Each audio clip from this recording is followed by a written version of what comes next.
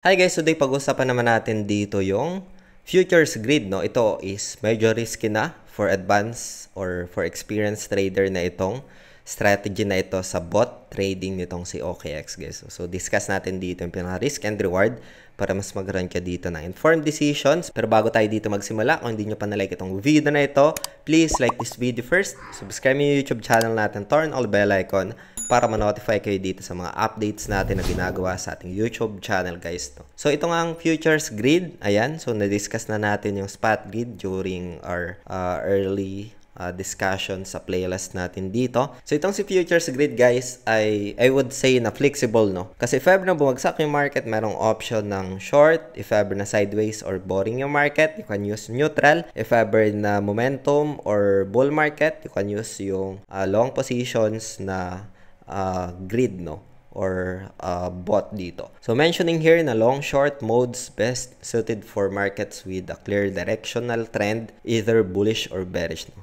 As mentioned nga dito, merong neutral mode to capture yung leverage profits from price oscillations in perpetual trades regardless kung ano yung trend direction, guys, no. Sa scenario ng neutral mode is like you can widen yung or laparan yung pinaka grid parameters mo para kahit magkaroon man siya dyan ng fluctuation, you can capture yung volatility, no. So, how to profit using grid bots? So, as mentioned dito, it is only a tool, no, and profits are decided by good parameters. So, utilize yung pinaka-support and resistance. So, you can determine yung pinaka-support levels and resistance levels, no, para ma-define yung range na ma-capture yung price movement. So, in my own opinion, if you want to like do long positions or long grid setup, dapat nasa support yung price action, no. If ever kasi nasa resistance, tapos bumangga and then bumagsak, pwede kang ma-loss, no, since nakapag long strategy ka. You can also leverage bot edit, yung trailing feature para ma-update yung pinaka-range kapag yung market is mag-exceeds doon sa pinaka-price mo and original settings, no. How to profit using grid bots? You can also balance yung pinaka-frequency and profit. More grids, ideal ito for capturing frequent small trades but may result in over trading and higher transaction fees, no. So, fewer grids focuses on securing larger profit per trade through may lead to miss arbitrage opportunities, no.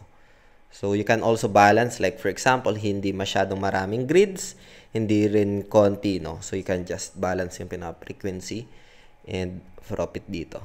Modes to create, you can use yung AI or manual. So, pinakita ko na din yan sa inyo. And puntahan natin dito sa desktop, no. So, dito guys, same lang ulit. Punta ka lang sa trade and then sa spot and then makikita mo na dito yung tool sa gilid. Like for example, dito, select mo lang and then meron ditong futures grid and then merong AI strategies available, guys, na you can just copy naman itong mga available na ito. And then sa manual, like they mentioned kanina, yung frequency and profits, hindi masyadong maraming grids. Ayan, like 500, pwede namang 100 dyan, just to balance lang, no. And then lower limit, much better na nasa support yung price action pag nagsiset ka ng long, no. And sa neutral naman, you can also set dito AI strategies, pwede mong puntahan, like hanap ka dito and then you can just for example copy, no, and then magkakaroon na siya dito ng grids parameters, no. So like for example this one, ayan, pero dito 2 lang yung grid quantity, you can use manual naman instead. So like for example, lower limit mo for the pi is 0.2 and then upper limit mo is 0.8 and then lagay mo lang dito 200 and ganito na yung pinaka-structure niya. And you can set 29 yung kailangan USDT, you can set 30 and then create long, no. So ganun lang siya kasimple dito using these features ng futures grid, no. Please be reminded yung pinaka-risk dito since ito ay merong leverage and you can also set dito ng stop condition and take profit stop loss, no.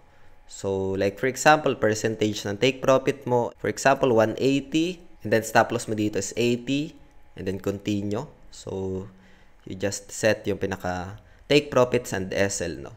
So, yun, ganun lang siya dito guys na mag-work gamit itong futures grid, no.